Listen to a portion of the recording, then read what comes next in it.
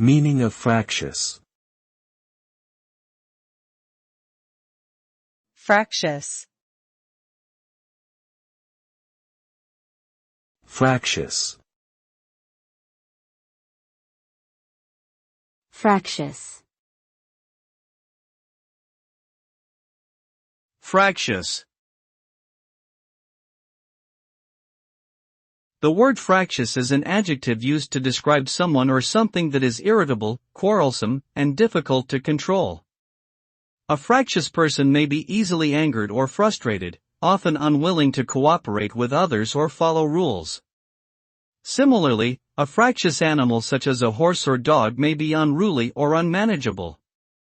Being fractious can lead to conflicts and disruptions in personal relationships, team dynamics in the workplace, and other situations where cooperation and compromise are necessary. Overall, fractiousness can cause tension and impede progress towards common goals.